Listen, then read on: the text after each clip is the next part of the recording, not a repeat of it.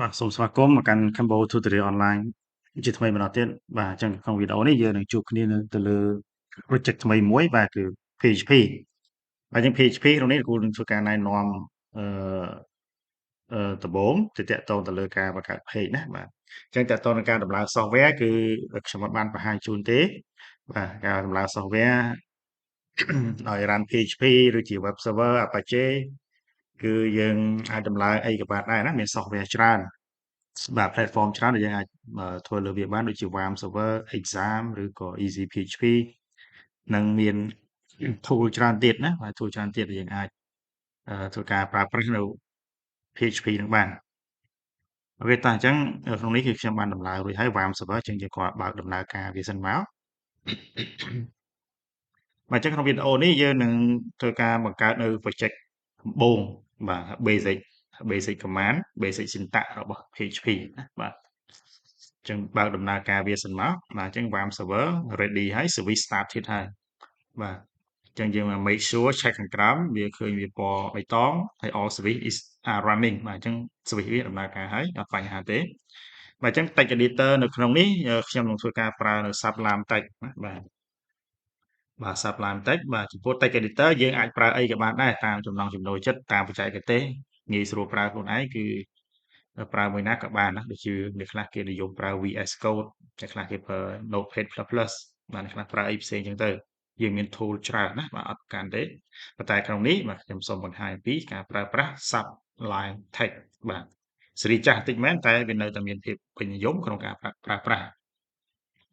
តោះអញ្ចឹងយើងដឹងស្រាប់ហើយថា WAM server របស់យើងឬបាទ WAM server របស់យើងវាទាញ document root ណាបាទ document root របស់វាគឺទាញពីក្នុង drive C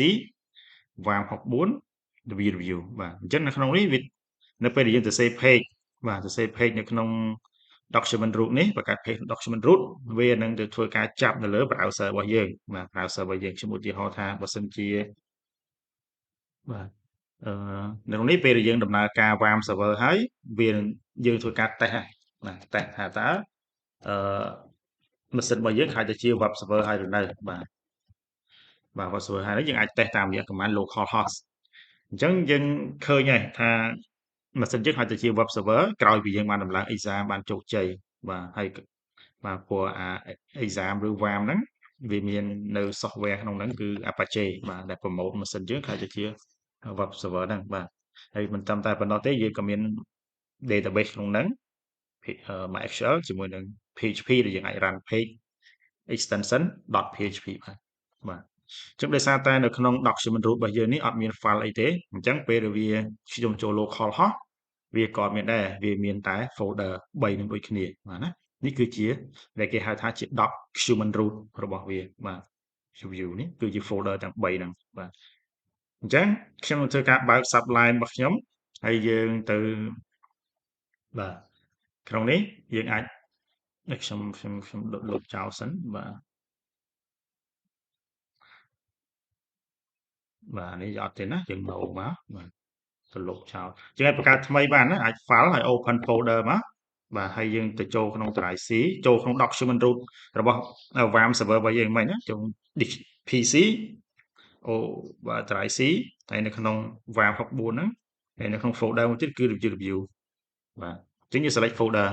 បាទអញ្ចឹងក្រោយពីបានប៉ុណ្ណឹងមកយើងនឹងឃើញថានេះជា project របស់យើងនៅក្នុងហ្នឹងណាបាទរបស់យើងក្នុងហ្នឹងអញ្ចឹងពេលរាល់ពេលការបង្កើត file អីផ្សេងៗគឺយើងបង្កើតនៅក្នុងហ្នឹងទៅបាទដើម្បីឲ្យវាទាញនៅលើ browser របស់យើងនេះគឺវាទាញយក default page មកណាបាទអញ្ចឹងតើតើ default page ក៏យើងធ្លាប់បានដឹងដែរថា default page របស់ HTML ក៏ដោយ website ក៏ដោយគឺវាទាញពី index page ណាអញ្ចឹងខ្ញុំសាកល្បងបង្កើតនៅ file ថ្មីមួយគឺ new file បាទក្នុងនេះខ្ញុំធ្វើការ save ឲ្យទៅបាទអញ្ចឹងវានឹងចាប់ទីតាំងនឹងស្វ័យប្រវត្តិហ្មងណាគឺតែយើងអាចបើសិនជាម៉ាស៊ីនខ្លះអត់ចាប់ទេយើងមើលផ្ទាល់ទៅបាទក្នុង drive C WAM review បាទគឺក្នុងហ្នឹងត្រឹមត្រូវហើយអញ្ចឹងកន្លែង all type នេះយើងរើសក៏បានយើងមិនរើសក៏បានដែរគឺ extension ឬប្រភេទ file ជាប្រភេទ PHP បាទវាយអក្សរ P មកក៏ចាញ់ដែរបាទយើងអាចប្រើ index.php ក៏បានយើងអាចប្រើឈ្មោះ file អីក៏បានដែរទាក់ទងនឹង page របស់យើងណាបាទ ដូចជា contact.php about.php ឬក៏ download.php home page.php បាទតែនេះខ្ញុំប្រើ default page គឺ index.php ចឹងយើងចូល save មកបាទចឹងខ្ញុំបាន file មួយនៅក្នុង project របស់យើងហ្នឹងមាន folder www ឬយើងអាចមកផ្ទៀងផ្ទាត់ក្នុងនេះណាបាទ index តែចឹងខ្ញុំបាន file មួយហើយ project មួយអញ្ចឹងជាទូទៅដូចយើងធ្លាប់បានដឹងចឹងថា PHP វា run ឬក៏ process អាចដំណើរការជាមួយនឹង CSS ក៏បានឬក៏ HTML ក៏បានអញ្ចឹងជា default ខ្ញុំចង់ប្រើប្រាស់ជាមួយនឹង default page របស់ HTML យកហ្មងណាបាទតែកតុយ extension មកវាគឺ PHP ណាបាទអញ្ចឹងខ្ញុំអាចប្រើខ្ញុំបើក tag HTML មកបាទហើយយើងអាចចុច tab មកចុច tab វានឹងចាប់យក default configuration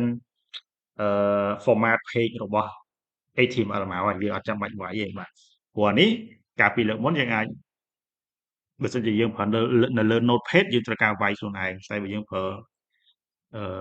text editor ផ្សេងវាចេញស្វ័យប្រវត្តិទេបាទអញ្ចឹងក្នុង Sublime ដូចគ្នាក៏វាយ tag HTML ហើយចុច tab ទៅវាចេញ syntax ទាំងអស់របស់ HTML មកបាទដូចជា title head meta chassis ផ្សេងអញ្ចឹង title ខ្ញុំអាចដាក់ជាបាទហើយបញ្ជាក់នៅក្នុង code PHP គឺយើងប្រើប្រាស់ code របស់ HTML requirement ណាបាទ requirement ថាចំណេះដឹងត្រូវការផ្នែក HTML CSS